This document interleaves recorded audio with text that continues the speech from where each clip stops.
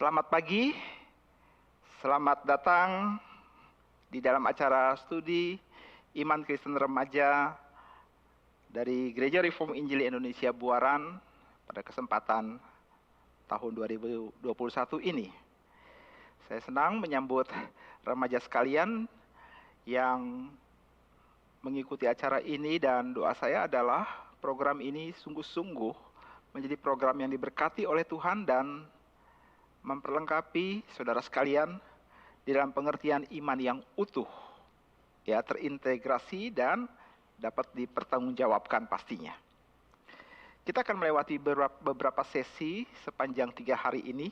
Ada 5 sesi yang sudah dipersiapkan. Selain itu juga ada beberapa acara-acara game, diskusi, dan sebagainya. Saya berharap kalau semua acara ini dapat saudara semua ikuti dengan baik. Ya, kami panitia sudah mempersiapkannya dan sudah berdoa supaya program ini menjangkau banyak remaja dan sungguh-sungguh menjadi sesuatu hal yang signifikan dalam kehidupan iman saudara sekalian. Di dalam sesi pertama ini saya akan membawa pengantar. Kenapa kita mempelajari doktrin Roh Kudus? Namun sebelumnya mari kita tunduk kepala, kita akan berdoa terlebih dahulu. Mari kita berdoa. Bapa kami di dalam kerajaan surga, kami akan memulai mempelajari tentang Roh-Mu yang kudus. Di dalam program ini kami mohon Tuhan menolong kami untuk berpikir dengan benar, penuh dengan hormat dan santun di hadapan Tuhan.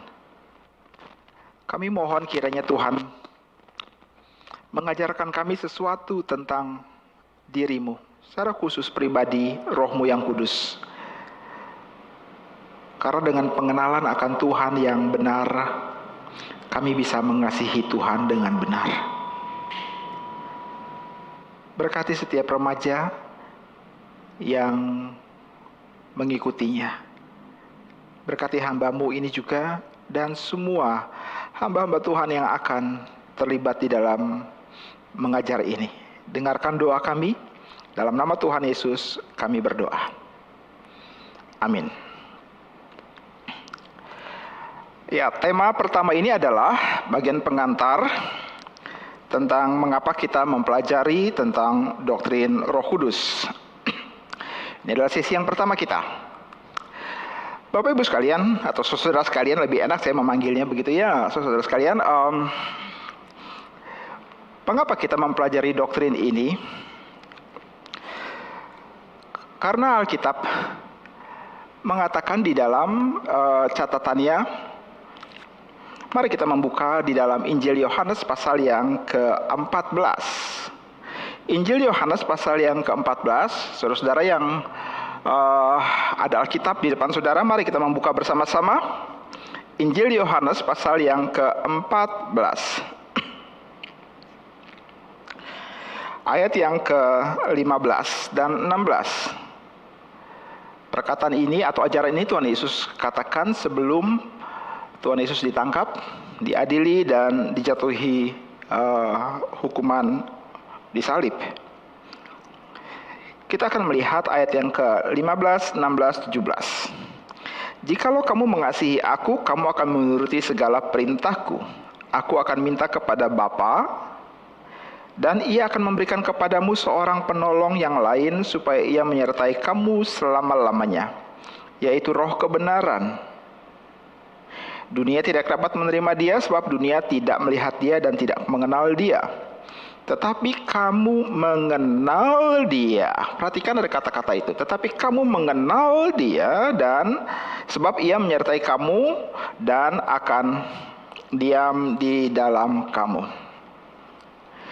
Nah, dari sini kita melihat bahwa Tuhan Yesus menjelang ia diserahkan untuk mati di atas kayu salib, ia mengucapkan sebuah, atau dia mengajarkan sebuah janji tentang kehadiran daripada Roh Kudus. Ya, kehadiran daripada Roh Kudus. Dan Roh Kudus itu siapa? Roh Kudus itu nanti kita akan pelajari selama 5 sesi ini, dan siapa dia dan bagaimana dia, apa pekerjaannya di dalam hidup orang percaya dan di dalam gereja Tuhan. Kita akan mencoba untuk menelusurinya satu persatu. Nah, karena ini adalah program pembinaan, maka program ini akan lebih bersifat seperti perkuliahan, begitu ya, lebih seperti perkuliahan atau lebih sifat seperti sebuah pelajaran, sehingga tidak akan dalam bentuk khotbah atau dalam bentuk yang lain, tapi khusus berbicara tentang bagaimana kita mempelajari. Ya, formatnya itu adalah format perkuliahan, format pelajaran, sehingga kalau saudara ada Alkitab di depanmu, maka bukalah nanti, karena sebab kita akan mempelajarinya baik-baik. Kita akan mengkupasnya satu demi satu, begitu ya. Nah, Tuhan Yesus memperkenalkan pribadi Roh Kudus. Hari itu pribadi Roh Kudus belum hadir, tapi merupakan pribadi yang dijanjikan satu hari kelak. Ya, dia akan hadir, dan Tuhan Yesus berkata, kamu mengenalnya.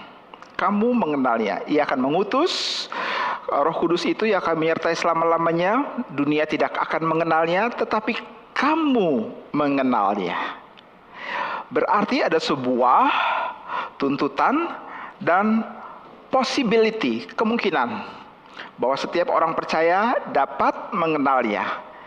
Dan kalau Tuhan Yesus berkata bahwa Roh Kudus akan hadir, maka untuk setiap orang percaya atau kepada gereja Tuhan, mereka harus mengenalnya. Kenapa harus seperti itu? Oleh karena Tuhan Yesus berkata bahwa Roh Kudus itu akan diam untuk selama-lamanya, yang akan menyertai orang percaya, hidup percaya mereka. Roh Kudus akan memberikan karunia-Nya, dan itu akan dipakai oleh Tuhan untuk mengembangkan kerajaan-Nya. Coba bayangkan, kalau misalnya Roh Kudus hadir di dalam kehidupan seorang percaya, lalu ia tidak mengenalnya. Ini sama dengan seperti seorang asing di rumah kita. Ia datang ke rumah kita, lalu kemudian tinggal di sana, dan bahkan kita tidak mengenalnya sama sekali. Atau kita salah mengenalnya. Ia lewat di depan kita, kayak kita panggil gini, dia akan tersinggung. Aku punya nama, tahu? Gitu. Itu tanda kita nggak mengenal dia baik-baik. Kalau kita mengenal dia baik-baik, kita akan mengenal namanya, lalu kita akan mengenal kebiasaannya, kita akan mengenal cara berpikirnya, kita akan mengenal segala sesuatu yang menjadi kesukaan dia atau hal yang menjadi ketidaksukaan dia. Kita akan mengenalnya. Saudara, engkau pasti mengenal baik-baik kan saudara-saudaramu yang ada di rumah. Entah kakakmu, entah adikmu. Dan tidak berharap saudara tidak mengenal orang tuamu. Engkau tidak akan memanggil dia sebagai gitu. Orang tuamu engkau akan memanggilnya papa atau mama. Engkau akan memanggilnya ayah atau bunda. Ya, engkau akan memanggilnya dengan nama-nama sebutan yang sangat personal sekali. Itu sebab kenapa kita mempelajari doktrin Roh Kudus? Sebab ia hadir di dalam kehidupan setiap orang percaya. Dia hadir memimpin gereja. Berapa lama? Selama-lamanya. Selama-lamanya itu berapa lama? Selama-lamanya itu artinya selama-lamanya. Maksudnya, ia tidak akan pernah meninggalkan orang percaya. Dia akan terus menyertainya, memperlengkapi mereka, dan menyempurnakan hidup mereka, sehingga mereka menjadi orang yang serupa dengan Yesus Kristus. Ini salah satu pekerjaan penting daripada Roh Kudus. Roh Kudus datang tidak membuat hidupmu atau mengubah hidupmu menjadi lebih baik, tapi Roh Kudus datang untuk mengubah hidupmu menjadi serupa dengan Kristus. Dan orang yang serupa dengan Kristus pasti adalah orang baik.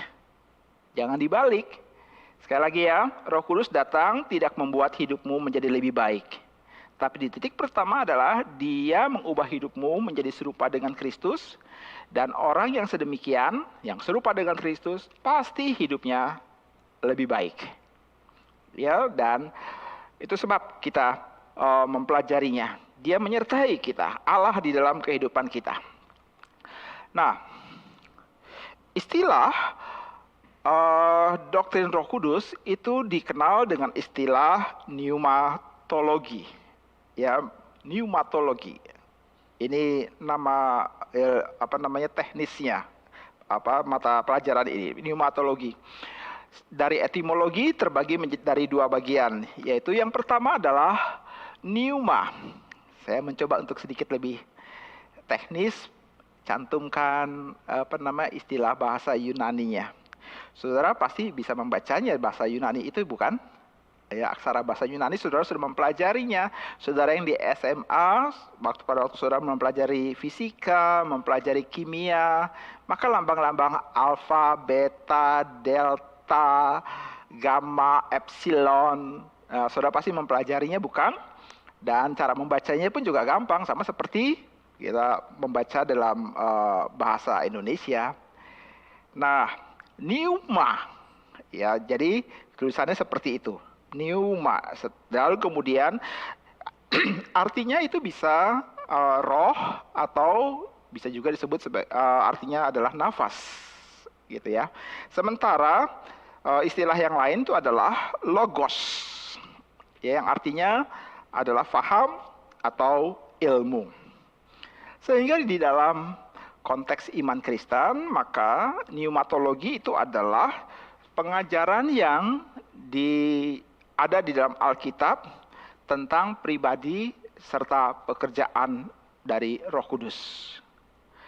Ya, sekali lagi, pengajaran Alkitab tentang pribadi dan pekerjaan Roh Kudus. Ini menjadi sebuah penekanan penting, pengajaran Alkitab. Jadi sekarang semua sumber apa yang kita coba gali bersama-sama tentang Roh Kudus hanya berdasarkan ini, Alkitab kita. Hanya berdasarkan Alkitab kita. Kenapa demikian? Karena ini adalah sumber pengertian yang Allah pernah wahyukan kepada kita. Allah wahyukan melalui siapa? Melalui Roh Kudus sendiri. Sehingga di sini kita melihat bahwa Roh Kudus adalah pribadi Allah yang mewahyukan firman Tuhan. Dia memimpin para nabi di dalam Perjanjian Lama dan para rasul di dalam Perjanjian Baru menjadi alatnya untuk menuliskan segala sesuatu tentang Allah dan kehendaknya. Dan istilah itu dikenal sebagai istilah inspirasi. Inspirasi itu adalah Allah bertindak berdasarkan kemauannya sendiri untuk membuka pikiran, sehingga pikirannya membuka pribadinya, sehingga manusia bisa mengenal siapakah Allah itu. Inspirasi ini dikerjakan oleh Allah dan diberikan oleh Allah untuk orang percaya, ya, untuk manusia.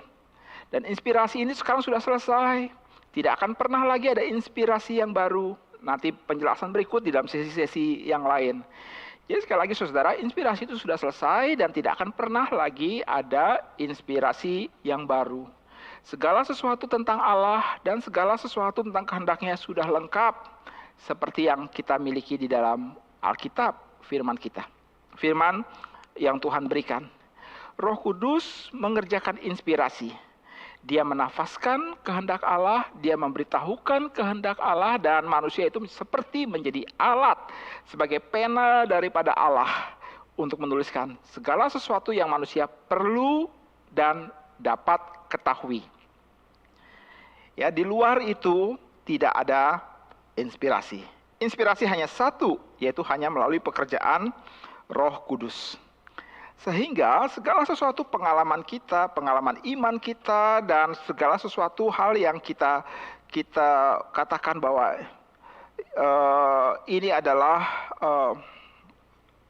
pengalaman rohani saya, maka itu harus mendapatkan konfirmasi, verifikasi daripada Alkitab. Sebab segala sesuatu pengalaman yang kita alami itu dicatat di dalam Alkitab. Karena Alkitab adalah kitab yang mencatat bagaimana seseorang mengenal Allah dan bergaul dengan Allah. Tidak ada catatan yang di luar Alkitab yang sah atau yang valid sama sekali. Semua pengalaman iman kita harus mempunyai dasar uji, harus mempunyai konfirmasi, harus mempunyai persetujuan dari Alkitab. Sebab Roh Kudus adalah roh yang memimpin kita ke dalam pengalaman demi pengalaman itu. Dan Roh Kudus tidak akan memimpin kita di luar segala prinsip. Di luar segala prinsip, di luar segala aturan yang pernah Ia katakan di dalam dan melalui firman-Nya. Itu sebab, saudara-saudara, kalau engkau punya Alkitab, maka bacalah Alkitabmu baik-baik. Kalau kamu belum punya Alkitab, maka pertanyaan Pak Tommy adalah, kenapa masih belum punya? Ya, kenapa kamu masih belum punya? Ya, kalau kamu mendapatkan uang jajan dari papa mama, sisihkanlah sedikit demi sedikit, tabunglah dan belilah Alkitab yang menjadi milikmu sendiri. Ya, jangan kamu pinjem terus sama papa mama. Ya, mau ke gereja, Pak, aku pinjam Alkitab, Ma, aku pinjam Alkitab. Please, you are getting older now. You become a teenager now. Dan milikilah Alkitab itu untuk dirimu sendiri. Pelajari itu baik-baik, jadikan itu sebagai private belongings. Ya, salah satu hal yang kamu miliki secara pribadi. Ya, nah, pengajaran Alkitab tentang Roh Kudus. Nah, ada beberapa alasan, dan itu yang akan menjadi topik daripada sesi pertama kita. Alasan-alasan kenapa kita mempelajari tentang doktrin ini. Ada 5 alasan yang ingin saya kemukakan.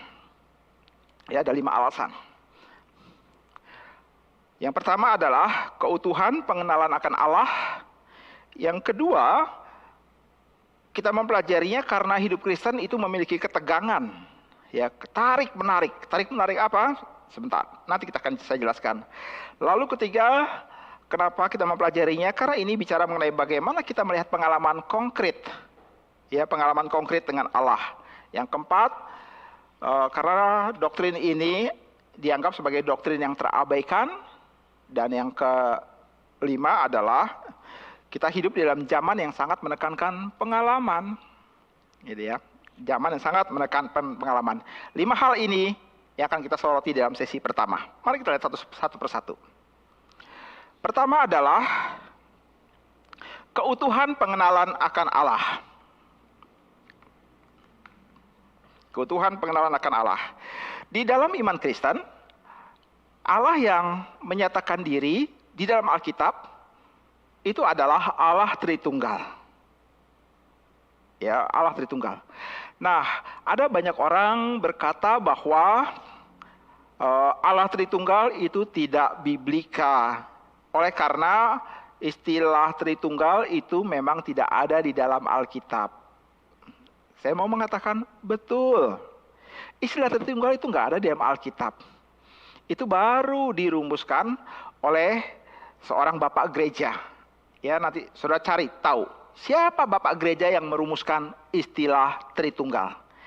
Ya, saudara bisa coba googling. Nah, karena ini bukan saya tidak mengajar untuk anak SD gitu ya, tapi saya mengajar untuk anak saudara pasti SMP, ada yang SMA, bahkan dari beberapa data yang saya dapat dari panitia ada bahkan yang mahasiswa, bahkan ada yang sudah dewasa pula. Welcome di dalam acara ini. Saudara coba googling dan cari tahu. Nah, cara belajar yang baik adalah memang dosen atau pengajar tidak akan memberikan semua pengertian secara utuh. Tapi jikalau saudara memberikan perhatian penuh, ada satu buah istilah tertentu yang muncul, dan dosen nampaknya atau pengajar nampaknya tidak memberikan penjelasan lebih lanjut, maka seorang pelajar yang baik adalah dia langsung akan googling, cari tahu sendiri. Apa itu? Dan saya berharap kelas ini atau forum ini menjadi forum kita belajar untuk belajar. Ya, sudah coba googling. Nah, satu istilah baru sekarang muncul, atau satu konsep. Istilah Tritunggal memang tidak ada di dalam Alkitab. Ya, istilah itu dirumuskan oleh seorang bapak gereja. Saudara cari tahu siapa bapak gereja itu.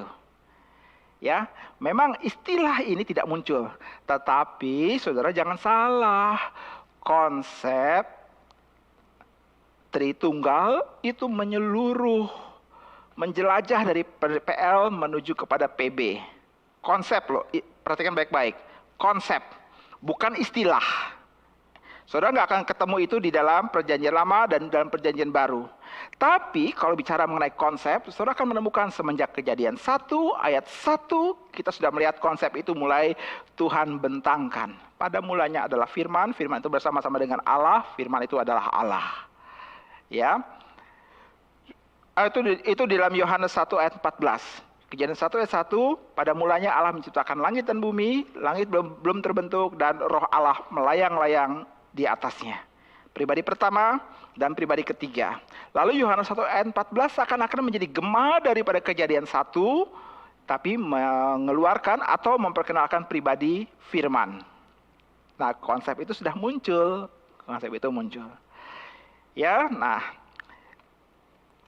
Jadi dari istilah atau ya dari terminologi Tritunggal, maka kita menemukan bahwa Alkitab mengajarkan kepada kita bahwa Allah itu Esa. Tapi Allah yang Esa itu memiliki 3 pribadi. Ya, Allah Esa memiliki 3 pribadi.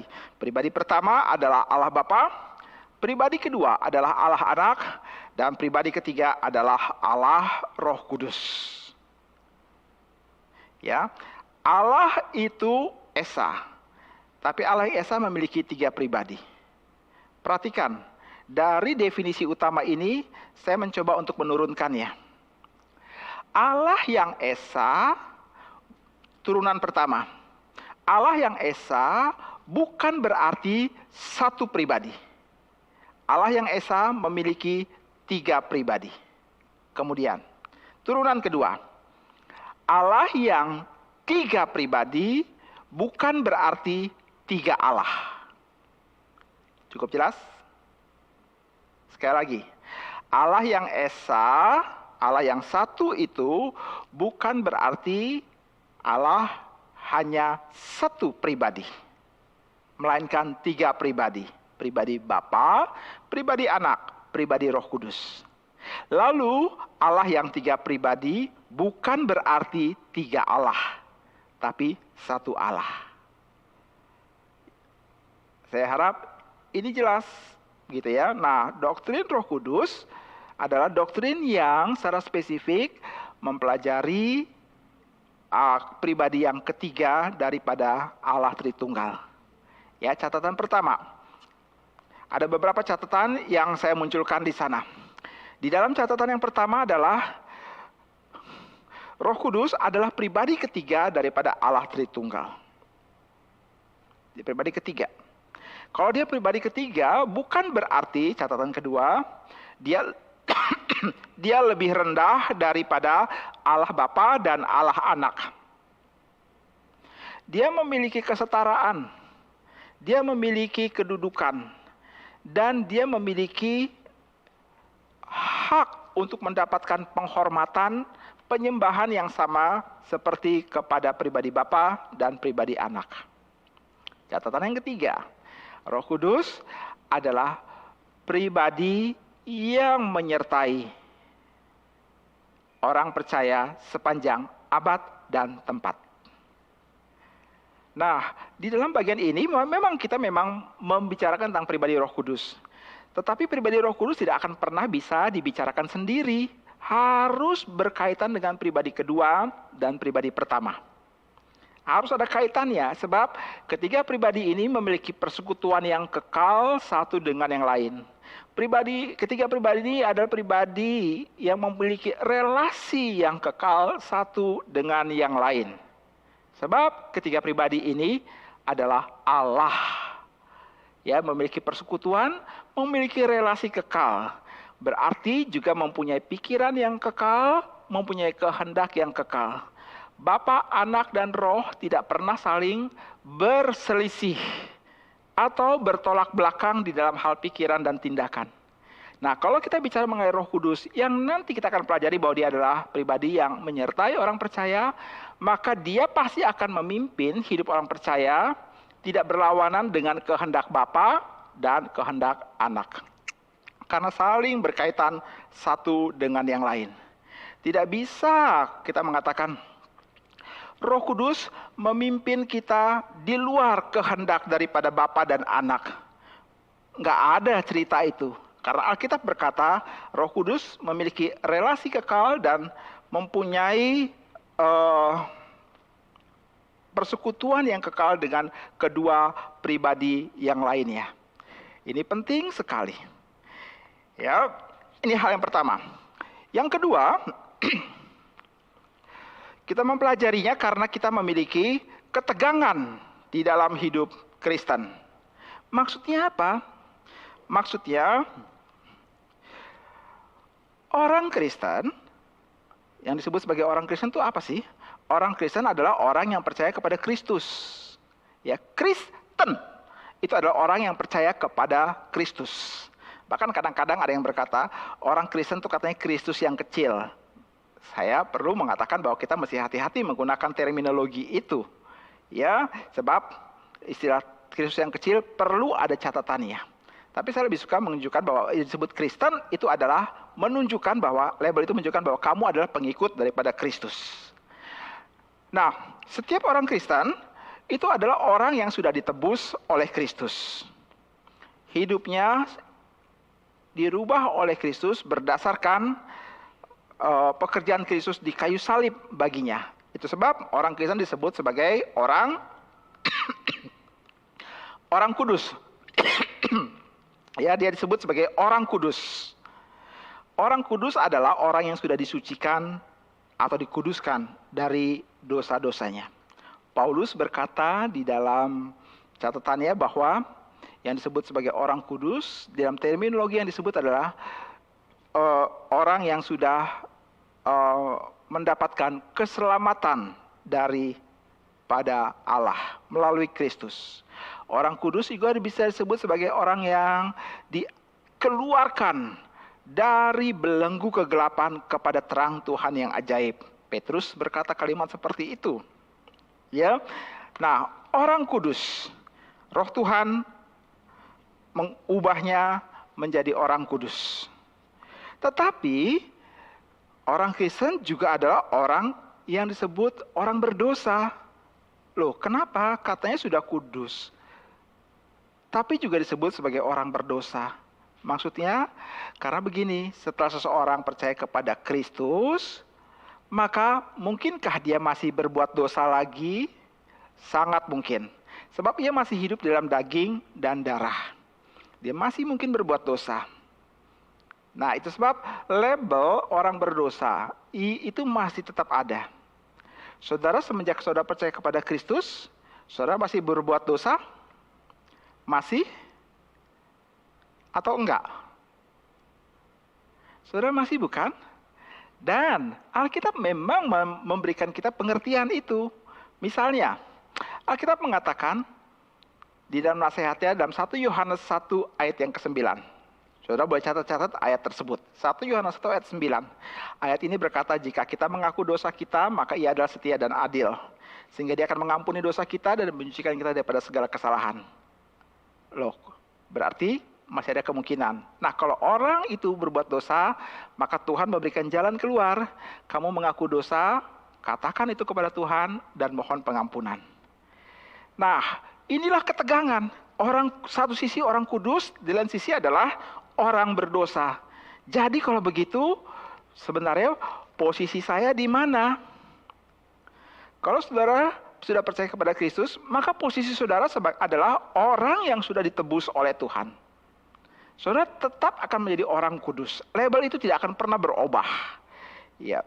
Statusmu tetap sebagai anak Tuhan. Anak Allah. Anak-anak Allah. Alkitab berkata seberapa banyak orang yang menerimanya diberinya kuasa untuk menjadi anak-anak Allah. Yaitu mereka yang percaya kepada namanya, di dalam namanya. Yohanes 1 ayat yang ke-12. Statusmu tetap anak-anak Allah. Jadi kesimpulannya seperti apa? Saudara tetap akan menjadi milik Allah. Sampai kapanpun kau milik Allah. Lalu bagaimana kita melihat hal keberdosaan itu? Hal keberdosaan itu adalah momen yang kemudian dipakai oleh Roh Kudus untuk mengajar kita tentang kekudusan daripada Tuhan. Kita masih buat dosa? Masih. Tetapi kalau engkau bergaul dengan erat dengan Tuhan melalui pekerjaan Roh Kudus, maka dosamu tidak seperti dosa sebelum engkau percaya kepada Kristus. Makin lama makin sedikit, makin lama makin takut, makin lama makin tidak berbuat dosa lagi. Itu tandanya engkau semakin disempurnakan oleh Allah. Yang ketiga,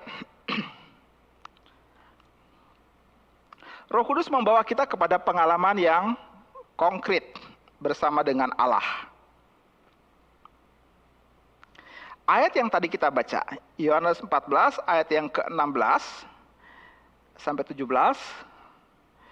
Saya ada catatan di dalam bagian itu, ayat yang ke-16 saja misalnya, aku akan minta kepada Bapa dan Dia akan memberikan kepadamu seorang penolong yang lain. Ada sebuah catatan di situ. Jadi disebut sebagai penolong yang lain. Nah, istilah penolong yang lain itu pakai istilah parakletos. Ya, parakletos. Parakletos itu ada banyak yang memberikan pengertian dan tidak salah istilah itu. Ada yang berkata sebagai seorang yang mendampingi di pengadilan. Ya, ada terdakwa, dia seperti seorang yang mendampingi terdakwa di pengadilan di depan hakim. Itu benar, salah satu pengertiannya. Yang kedua adalah pendamping di dalam perjalanan. Tidak salah. Ya, karena orang Kristen tidak akan bisa berjalan sendiri. Tetapi istilah tersebut juga bisa dimengerti sebagai, dalam tanda kutip pastinya, Yesus yang lain. Maksudnya begini, pada waktu Yesus mengajarkan tentang memperkenalkan tentang Roh Kudus, hari itu Yesus akan pergi dari murid-muridnya. Ia berkata, lebih baik aku pergi. Nanti kalau aku pergi, aku akan mengutus seorang yang lain. Ya, seorang yang lain. Tentu saja para murid pasti akan berpikir, kalau mengutus seorang yang lain, apakah sama seperti engkau? Ya, apakah mempunyai kualitas sama seperti engkau, Tuhan Yesus? Apakah semuanya sama? Begitu. Ya, kita akan merasa sesuatu hal yang susah. Misalnya ada satu guru di sekolah saudara yang sangat favorit sekali. Saudara menyukainya, lalu kemudian satu kali dia berkata bahwa saya akan pergi. Dan akan digantikan oleh guru yang lain. Pasti kamu akan berpikir, guru ini menyenangkan nggak ya? Sama seperti guru yang mau pergi. Dia kalau mengajar enak nggak ya? Dia kalau mengajar friendly enough nggak ya? Pasti engkau akan mengatakan demikian. Muncul di dalam pikiranmu, atau di dalam alam sadarmu, atau alam bawah sadarmu. Kita punya pengalaman seperti itu, dan sangat mungkin murid-murid akan mempunyai pengalaman pemikiran yang sama. Itu sebab istilah parakletos dapat dimengerti sebagai Yesus yang lain untuk mau mengatakan, Yesus mau mengatakan, pribadi yang akan aku utus persis sama seperti saya. Kualitasnya, ya, kemurahannya, kasihnya persis sama seperti saya. Tetapi dia akan menyertai kamu selama-lamanya. Kenapa Yesus berkata seperti demikian? Karena hari itu dia belum naik ke atas kayu salib. Dia masih dalam tubuh inkarnasi. Ya, dan setelah Yesus bangkit dan naik ke sorga, dia memandang dari sorga, melihat kita, dan dia berdoa bagi kita untuk menopang iman kita. Itu juga penyertaan Kristus untuk selama-lamanya dalam kehidupan orang percaya. Nah, tapi secara konkret, kehadiran Allah diwakili oleh Roh Kudus, dan dalam tanda kutip sekali lagi, dia memiliki kualitas yang sama seperti Kristus. Ya, dia memiliki kuasa yang sama seperti Kristus, karena dia adalah Allah. Dia adalah Allah. Ya, ini bagian pengantar, nanti penjelasan di sesi berikut pastinya. Yang keempat, kenapa kita mempelajari doktrin ini? Oleh karena doktrin ini dianggap sebagai ajaran yang dalam tanda kutip terabaikan. Maksudnya, di dalam catatan sejarah gereja, doktrin Roh Kudus pernah dianggap dirasakan sebagai doktrin yang dimasukkan ke dalam gudang. Tidak pernah diangkat dan tidak pernah dipelajari. Sampai satu momen tertentu, tahun 1900-an ada sebuah kejadian di sebuah kota yang namanya Topeka. Di sebuah gereja kecil, ada seorang pendeta yang kemudian mengalami katanya pengalaman manifestasi daripada Roh Kudus. Dan mulai hari itu adalah hari yang mencatat dimulainya apa yang disebut sebagai gerakan Pentakosta. Mulai dari sebuah gereja kecil, ya gereja kecil yang kemudian mulai menyebar dan akhirnya menjadi gereja yang besar, menjadi aliran cukup besar sekali. Gerakan Pentakosta ini, saya menyebut ini dalam konteks bagaimana kita mempelajari sejarah ya, menyebar dan kemudian menjadi sesuatu yang gereja pada waktu itu katakan bahwa ternyata sampai dengan saat ini kita sudah alpa, kita lalai untuk mempelajari doktrin Roh Kudus. Gereja kaget, kenapa harus begitu? Mari kita mempelajari doktrin Roh Kudus ini lebih serius lagi dan bersama-sama, dan kemudian mulai menjelajah di dalam waktu yang singkat. Maka doktrin tentang Roh Kudus itu langsung menjelajah ke seluruh dunia dan kemudian secara khusus mulai dipopulerkan oleh seorang bernama John Wesley. Nah, nama-namanya ya, ada beberapa istilah tadi. Topeka, tahun 1900, catat, browsing internet, apa itu. Dan mulai dipopulerkan oleh seorang bernama John Wesley, akhirnya ajaran ini menjadi worldwide, menjadi mendunia, bahkan sampai dengan saat ini. Sehingga mulai hari itu, di dalam sejarah kekristenan dianggap sebagai gelombang yang kedua dari kekristenan. Second wave movement. Ya, gelombang yang kedua. Orang mulai semangat untuk mempelajarinya. Tetapi sebaliknya ada kemudian ketika dia mempelajari doktrin ini, mempelajari ajaran tentang Roh Kudus ini, akhirnya timbul kepada sebuah pengertian yang sangat ekstrim sekali. Sangat ekstrim yang mengatakan kalau orang dipimpin oleh Roh Kudus, maka tanda dia dipimpin Roh Kudus, dia harus muntah-muntah. Ya, dia harus muntah-muntah, dia harus berguling-guling. Ya, satu momen tertentu di dalam catatan sejarah, secara khusus di Indonesia juga pernah ada sebuah gerakan yang disebut sebagai gerakan Toronto Blessing. Ya, saudara browsing lagi, Toronto Blessing itu apa? Dan salah satu gerakan ini ditandai dengan kalau orang dipenuhi Roh Kudus, maka dia harus tertawa kudus. Holy laughter movement, gerakan tertawa kudus. Orang bisa tertawa sampai 1 jam, 2 jam. Saya nggak bisa membayangkan itu rasanya kayak gimana ya, tertawa 2 jam. Saya ngomong seperti ini bukan berarti saya kemudian mencibir, nyinyir gitu ya. Tapi mari kita berpikir secara logis, kita berpikir secara umum. Ya, saudara kalau ketawa aja, kumpul dengan kawan-kawan, guyon ketawa sampai saudara pernah bilang capek ya, aduh rahang kayaknya berhenti, nyangkut kayaknya sendi di rahang ini, kayaknya nyangkut. Tapi orang ini dia atau Toronto Blessing ini itu dia tertawa kudus katanya. Itu tanda dipenuhi oleh Roh Kudus. Bisa 2 jam ketawa seperti itu. Ya, sesi kelima mungkin kita akan membahas tentang fenomena-fenomena tentang Roh Kudus. Ya, kita semangat mempelajarinya, betul. Tapi ingat baik-baik, ada batasan. Batasannya apa? Firman Tuhan. Alkitab. Karena Roh Kudus mengilhamkan firman-Nya. Ya, ada ajaran-ajaran yang terabaikan. Kemudian yang kelima, kenapa kita mempelajarinya? Oleh karena zaman kita adalah zaman yang sangat menekankan pengalaman. Ya, sangat menekankan pengalaman. Satu kali Pak Tommy membaca sebuah buku. Di bab pertama dan buku itu judulnya sih adalah gerakan karismatik. Saudara juga jangan salah mengerti dan jangan salah memahami. Istilah-istilah yang saya sebutkan, sekali lagi bukan berarti saya mencoba untuk menjadi nyinyir atau antipati. Sebab istilah karismatik sekarang juga dipakai sebagai istilah yang salah kaprah. Karismatik itu dari karis. Karis itu adalah anugerah, grace, anugerah. Lalu turunannya menjadi karisma. Karisma itu adalah karunia. Lalu turunannya lagi jadi karismata. Karismata itu adalah bentuk jamaknya. Ya, karunia. Maka kalau dibilang orang Kristen, apakah dia memiliki karunia Roh Kudus? Ya, paling sedikit setiap orang Kristen punya satu karunia. Kalau begitu, apakah dia disebut juga sebagai orang karisma?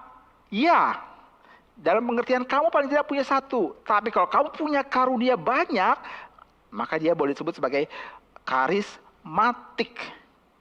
Setiap orang percaya dia memiliki karunia-karunia, maka dia adalah seorang karismatik. Jadi, kalau saudara tanya, apakah Pak Tommy orang karismatik? Pak Tommy kan bilang, ya, saya orang karismatik. Tuhan memberikan saya beberapa karunia. Saya orang karismatik. Jadi istilah karismatik tidak menunjuk kepada satu denominasi tertentu, satu aliran tertentu, dan adalah salah kalau kita kemudian mengidentikan karismatik yaitu yang model seperti itu. Salah.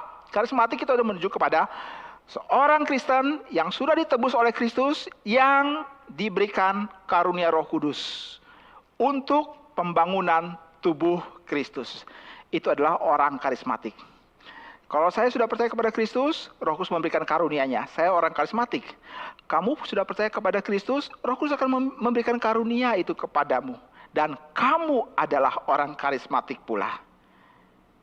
Ya, maka itu kita belajar Alkitab baik-baik supaya kita tidak langsung bersikap tendensius atau bersikap antipati atau bersikap menarik jarak kepada orang-orang tertentu yang sebenarnya salah kita sendiri.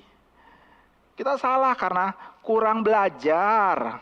Kita salah karena kurang meneliti. Dan kita langsung tutup mata. Pokoknya kalau begini salah. Sama sekali bukan begitu. Bukan seperti demikian. Jadilah orang Kristen yang mencintai firman. Pakailah pikiran kita. Selidikilah firman. Berdoalah. Minta Tuhan memberikan pencerahan dan pengertian akan firman. Dan Roh Kudus yang mengilhamkan kitab suci, dia tidak akan pernah membiarkan saudara di dalam semua kerinduan dan keinginan untuk mengerti Allah dengan benar. Dia akan memimpin kehidupanmu, hidupmu untuk lebih benar lagi. Engkau membaca Alkitab dengan seruan dan doa, ajarkan saya tentang Engkau. Roh Kudus suka sekali dengan orang-orang yang mempunyai sikap seperti ini. Tuhan, bukakan mataku supaya aku memandang keajaiban-keajaiban daripada Taurat-Mu. Buatlah aku mengerti supaya aku tidak berdosa kepadamu. Ini syair-syair indah yang muncul di dalam Mazmur 119. Roh Kudus sangat suka untuk doa orang yang rendah hati seperti ini, dan dia akan membawa kita melihat terang Tuhan yang ajaib ini. Nah, di sini kita bertemu dengan pekerjaan Roh Kudus bukan mengilhamkan, tetapi mengiluminasikan. Yang satu inspirasi, yang satu iluminasi. Ya, iluminasi itu apa? Memberikan pencerahan. Kamu pernah baca Alkitab kan begini kan? Ayat yang sama yang kamu pernah baca berkali-kali, tetapi entah kenapa pas satu kali kamu baca, kamu bilang begini. Oh gitu. Aku baru ngerti. Oh, artinya seperti itu. Punya pengalaman seperti demikian? Kalau demikian, maka itu adalah pekerjaan iluminasi daripada Roh Kudus. Entah engkau membaca buku yang menjelaskan tentang ayat ini, atau engkau mendengarkan seorang pengkhotbah yang dengan sangat setia menguraikan firman. Lalu engkau bilang, aku baru ngerti nih ayat. Padahal sudah berkali-kali, berpuluh-puluh kali aku baca, kok gak ngerti-ngerti. Tapi dengan penjelasan itu aku, oh gitu toh. Oh, nah itu tandanya ada sebuah pengertian yang muncul. Ya. Itu pekerjaan iluminasi daripada Roh Kudus. Dan dia akan memimpin kita masuk ke dalam pengalaman-pengalaman. Nah, saudara perlu ketahui bahwa zaman yang kita hidup sekarang adalah zaman yang sangat-sangat menekankan pengalaman. Segala sesuatu harus bersifat empiris, harus dibuktikan. Di satu sisi memang tidak salah, karena kita bertemu bahwa ilmu itu semua bersifat empiris, bukan? Harus dibuktikan di dalam laboratorium, harus bisa diulangi, itu ilmu-ilmu.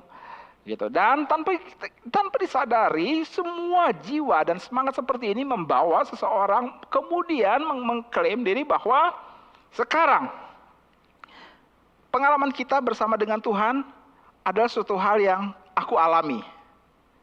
Memang betul, nggak salah, aku mengalaminya, tapi menjadi serius kalau satu kali orang tersebut mengatakan begini, stop, aku tidak peduli, yang penting aku mengalaminya. Waduh, nanti dulu.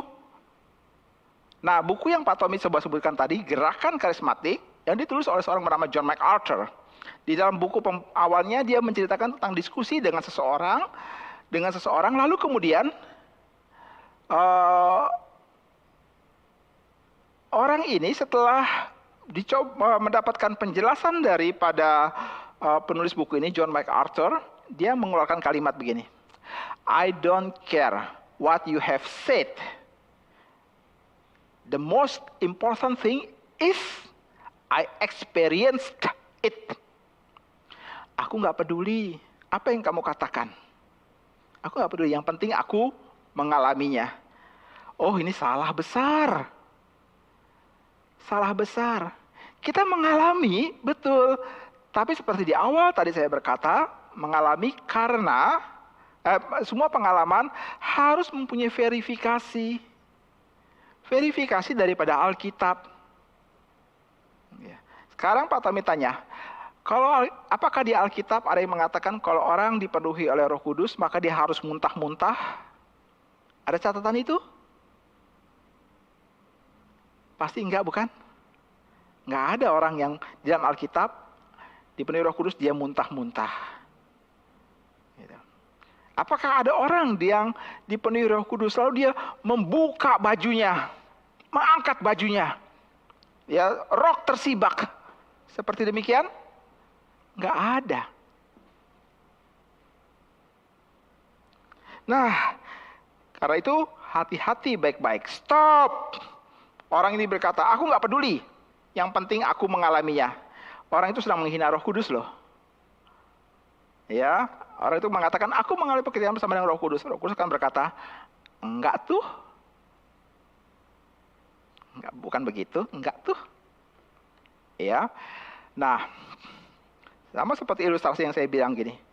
Orang tersebut adalah orang yang menutup telinga. Tidak mau mendengarkan ajaran daripada Alkitab dengan benar. Ya, saya berharap program ini akan membawa kita untuk kita membuka telinga kita. Bukankah Yesaya bilang, ciri khas seorang murid, dia berkata, Tuhan membuka telingaku, menjadikan aku seorang murid. Seorang murid adalah yang membuka telinganya. Ayat penutup untuk sesi pertama, saya mengajak kita untuk membaca 1 Timotius 4. 1 Timotius 4 ayat yang ke-16. 1 Timotius 4 ayat yang ke-16. Kita baca sama-sama ya. Kamu buka Alkitabmu dan kita baca sama-sama. 1, 2, 3. Awasilah dirimu sendiri, awasilah ajaranmu. Bertekunlah dalam semuanya itu, karena dengan berbuat demikian engkau akan menyelamatkan dirimu dan semua orang yang mendengar engkau. Awasi dirimu. Baik-baik. Saya berhenti untuk sesi pertama ini. Kita akan bertemu lagi di sesi kedua. Mari kita berdoa. Terima kasih kami sudah memulai dan ada banyak hal yang mesti kami pikirkan, pelajari bersama. Ada banyak hal yang menjadi tanggung jawab kami di hadapan Tuhan. Terima kasih Engkau menghadapkan kami kepada sebuah pengertian ini.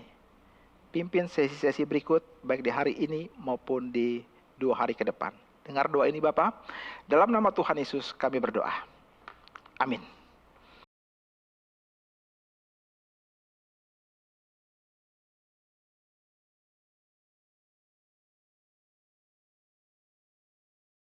Tuhan memberikan roh kebenaran untuk menyertai kita.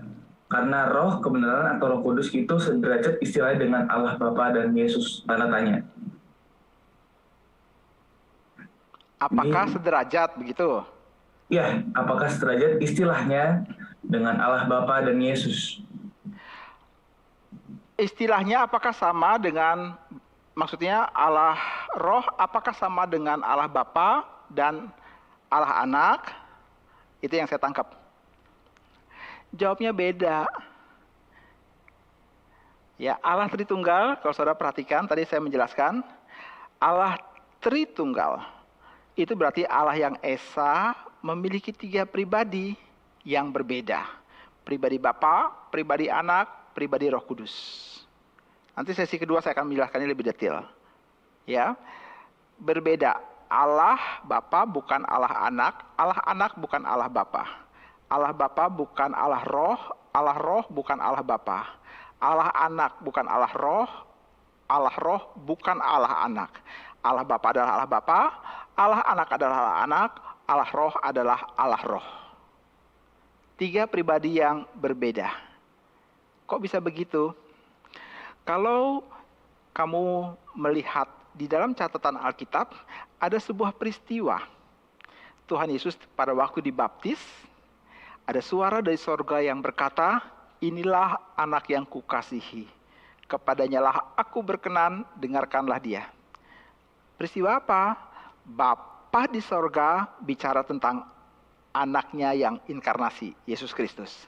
Lalu Alkitab berkata, Roh Kudus turun seperti burung merpati kepada dan hinggap pada Tuhan Yesus. Jadi di sini satu ayat penting sekali tentang konsep Tritunggal. Ya, ada 3 pribadi yang berbeda. Tapi 3 pribadi itu tidak akan pernah saling berkonflik satu sama lain. Pribadi itu mempunyai persekutuan, saling mengasihi, dan mempunyai pikiran dan tujuan yang sama.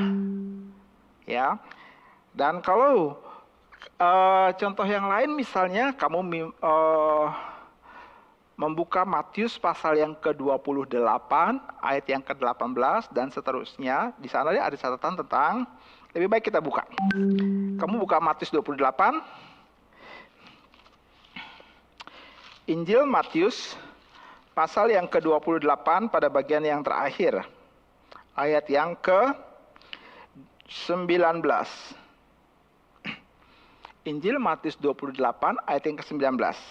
Alkitab berkata, karena itu pergilah, jadikanlah semua bangsa muridku dan baptislah mereka dalam nama Bapa, Anak, dan Roh Kudus. 3 pribadi itu muncul. Tapi kalau kamu bandingkan dengan terjemahan Alkitab bahasa Inggris, ya bahasa Inggris, kalau kamu punya bahasa Inggris, cari, buka. Maka di depan setiap pribadi itu memakai definite article. The, T-H-E, the. Jadi baptiskan mereka in the name of the Father, the Son, and the Holy Ghost atau Holy Spirit. Kamu yang belajar bahasa Inggris, kamu tahu kan penggunaan definite article itu seperti apa? Definite article itu menunjukkan the one and only. Nothing else. Tidak ada yang lain lagi. The Father, the Son, the Holy Spirit. Nah, jadi kalau begitu, apakah Roh Kudus itu sama dengan Allah Bapa, hanya namanya aja yang berbeda? Tidak. Roh Kudus adalah Roh Kudus, Bapa adalah Bapa. Apakah Roh Kudus juga sama seperti adalah nama lain daripada Allah Anak yaitu Yesus Kristus? Tidak. Roh Kudus adalah Roh Kudus, pribadi kedua adalah Yesus. Di dalam Alkitab, bukan dalam Alkitab, di dalam sejarah pernah muncul ada sebuah ajaran yang kemudian dicap pada akhirnya sebagai bidat. Ya, ajaran itu diajarkan oleh seorang yang bernama Sabellius, sehingga ajarannya namanya Sabellianisme. Dia bilang begini, di dalam perjanjian lama, Allah muncul memakai topeng Bapa. Lalu dia naik ke sorga.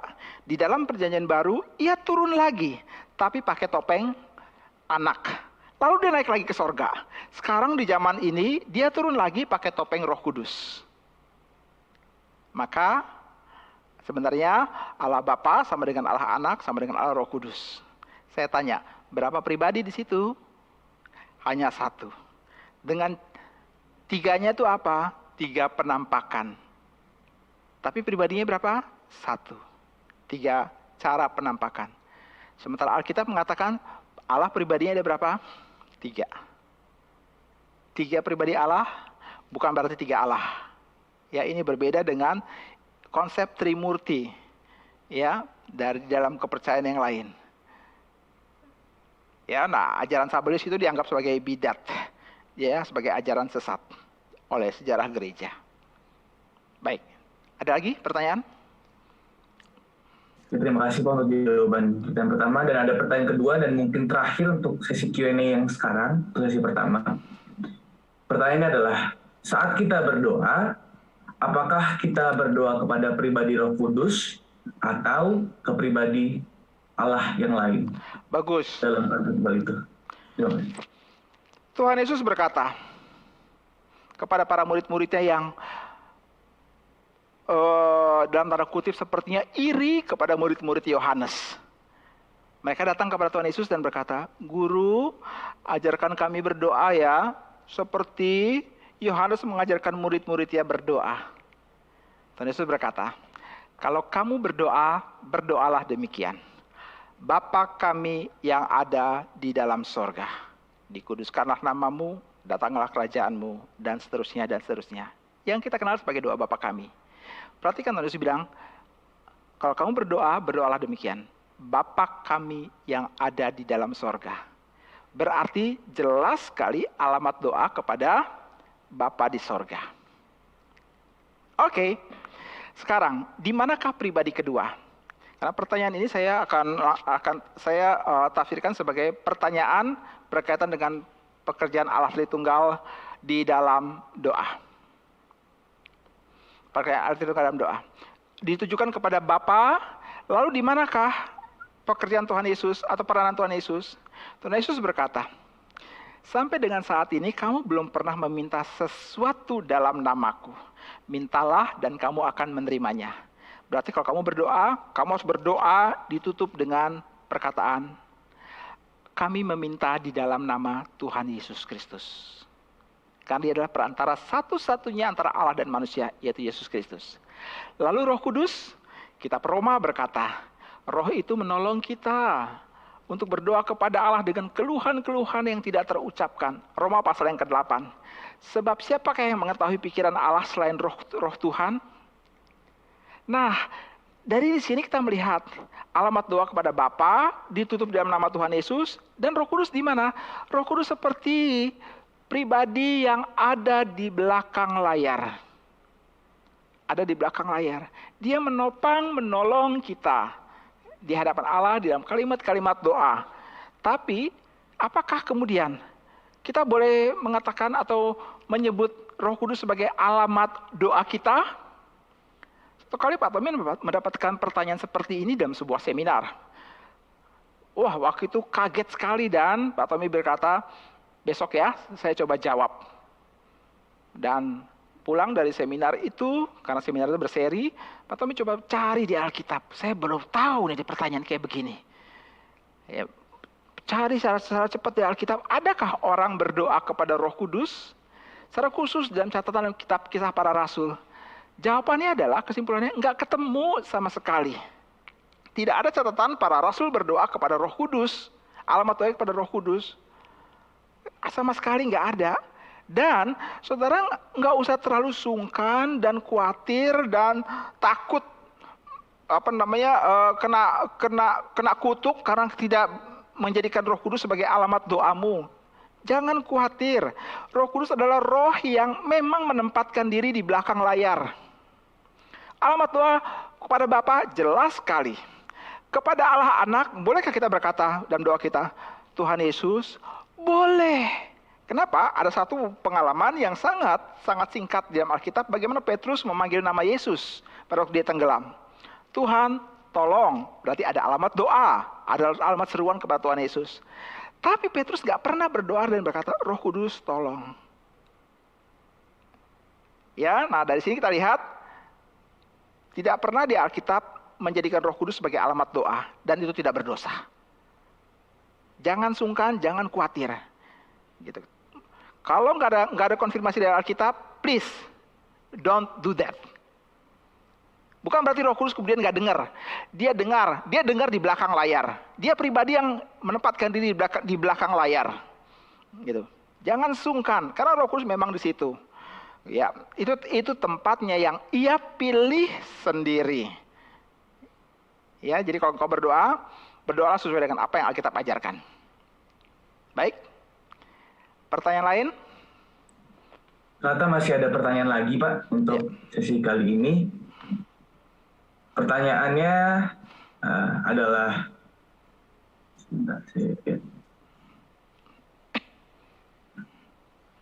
apakah orang yang bisa dikatakan karismatik itu hanyalah orang bisa berbahasa roh? Dan bagaimana cara mengetahui apakah orang itu sungguh-sungguh bisa berbahasa roh atau hanya berpura-pura saja? Kita sebagai pendengar adalah orang awam. Menjawab pertanyaan ini karena besok ada sesi khusus buat itu. Ya, saya nggak akan mau ambil bagian daripada rekan lain yang akan mengajarkannya. Lanjut, tunggu ya, sampai besok ya. Masih ada pertanyaan lagi, Pak. Permisi, Kak. Izin mau kasih pertanyaan. Bagaimana mengetahui diri kita sebagai orang yang dalam tanda petik karismatik? Setiap orang Kristen pasti diberikan karunia oleh Tuhan, paling tidak satu. Cerita dari mana? Alkitab bilang tentang perumpamaan talenta, bukan? Ada yang diberikan 1 talenta, ada yang diberikan 3 talenta, ada yang diberikan 5 talenta. Jadi paling sedikit 1. Tidak ada orang Kristen yang berkata, aku nggak punya talenta. Nggak ada. Itu namanya nggak belajar baik-baik. Paling sedikit punya 1. Dan Alkitab bilang, itu harus dikembangkan. Karena satu kali nanti, yang memiliki talenta akan datang dan berkata, mana hasilnya? Berkembang atau tidak? Ya, kalau nggak berkembang, maka kamu akan dimarah oleh yang milikinya. Dan dia akan mengambil talentamu, kasih ke orang yang lain. Ya, orang seperti ini dibilang, kamu tidak setia. Ya, nah kalau begitu sebenarnya pertanyaannya dia lebih lanjut begini, bagaimana saya tahu itu talenta saya? Karena banyak orang Kristen nggak tahu, mengerti itu adalah talenta saya. Beberapa prinsip. Pertama, ada catatan di Alkitab. Roh Kudus memberikan talenta, ya, atau karunia. Ya, dia ada catatan di Alkitab. Yang kedua, kamu suka untuk melakukannya. Yang ketiga, orang lain setuju kalau itu adalah talenta kamu. Kembangkanlah itu. Ya, kalau misalnya kamu punya talenta buat mengajar, maka mengajar. Mengajar yang apa? Saya spesifikan. Kalau kamu mengajar sekolah minggu misalnya, sekolah minggu di kelas apa? Kelas atas, kelas tengah, atau kelas bawah. Kelas bawah itu kelas apa? Kelas balita atau batita, harus spesifik. Gitu ya. Kalau misal kamu katakan kamu ada talenta kamu mengajar. Oke. Tapi kamu tidak mempunyai talenta buat mengajar anak balita, maka jangan masuk ke situ. Kamu ngerusak pekerjaan Tuhan di situ. Kalau kamu mengajar, misalnya kamu diberikan talenta buat mengajar untuk anak-anak remaja, anak-anak pemuda, maka kembangkanlah semua itu di situ. Ya. Kamu suka melakukannya dan orang setuju.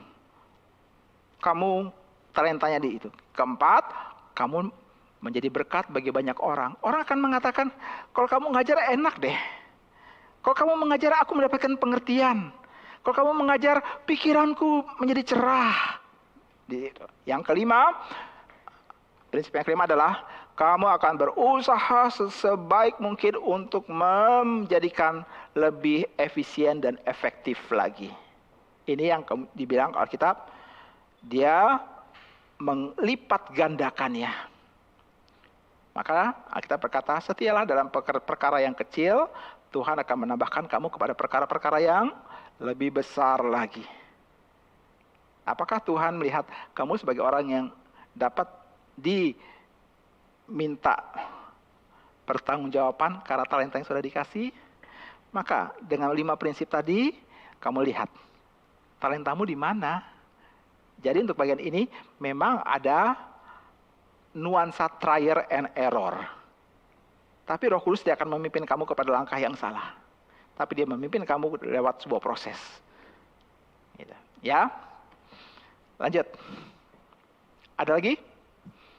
Mengingat waktu dan masih ada beberapa pertanyaan, tapi mungkin akan disimpan ke sesi talk show di hari terakhir. Namun masih ada satu pertanyaan lagi, Pak. Baik. Yang terakhir adalah, apakah Roh Kudus juga yang menuntun orang untuk berdoa di dalam perjanjian lama, walaupun Roh Kudus baru dicurahkan dalam perjanjian baru? Siapa bilang Roh Kudus baru dicurahkan dalam perjanjian baru? Roh Kudus ada dalam perjanjian lama. Tapi pekerjaan Roh Kudus spesifik berkaitan dengan janji daripada Kristus, memang disebutkan bahwa dia akan datang untuk menyertai kamu selama-lamanya setelah aku pergi. Tapi bukan berarti Roh Kudus tidak ada dalam perjanjian lama. Kalau kita menelusuri setiap catatan dalam kitab Ayub saja misalnya, kita masuk dalam kitab Yesaya, kita akan menemukan catatan tentang hadirnya Roh Kudus di dalam perjanjian lama. Bahkan paling gampang, paling jelas, paling dapat kita lihat lebih langsung, Roh Tuhan melayang-layang di atas permukaan. Di mana itu? Kejadian 1 ayat 1. Jadi Roh Kudus sudah ada dalam perjanjian lama. Ya. Nah, jadi bukan berarti hanya dalam perjanjian baru ya. Di perjanjian lama dia sudah ada. Dan pekerjaan Roh Kudus dalam perjanjian lama sama persis dengan apa yang ada dalam perjanjian baru. Satu contoh, di dalam perjanjian baru kita melihat percakapan Tuhan Yesus dengan Nikodemus yang mengatakan, kalau kamu tidak dilahirkan dari atas, yaitu dimaksudkan adalah dilahirkan dari pekerjaan Roh Kudus, kamu tidak akan bisa melihat kerajaan Allah, apalagi masuk ke dalamnya. Apakah catatan tentang ini ada dalam perjanjian lama? Ada. Yaitu dalam Yesaya pasal yang ke-36. Tuhan Yesus bicara dengan seorang bernama Nikodemus. Dia adalah guru besar, pengajar Israel. Pada waktu Yesus bicara tentang kamu harus dilahirkan kembali, saya nggak percaya Nikodemus nggak ngerti. Dia ngerti. Ya, dia ngerti, dia orang khusus, dia tahu itu. Dan referensi terdekat tentang kelahiran kembali di dalam perjanjian lama ada dalam Yesaya pasal 36. Rohku akan kuberikan kepadamu. Ya, dia akan membuat hatimu, mentahirkan hatimu yang najis, kotor, dan aku memberikan kepadamu hati yang taat kepada Tuhan. Jadi ada catatan tentang kelahiran kembali, tapi di dalam nuansa dan konteks perjanjian lama pastinya. Ya, jadi PL dan PB, di situ ada Roh Kudus, dan dia bekerja dengan cara yang sama. Ya, demikian.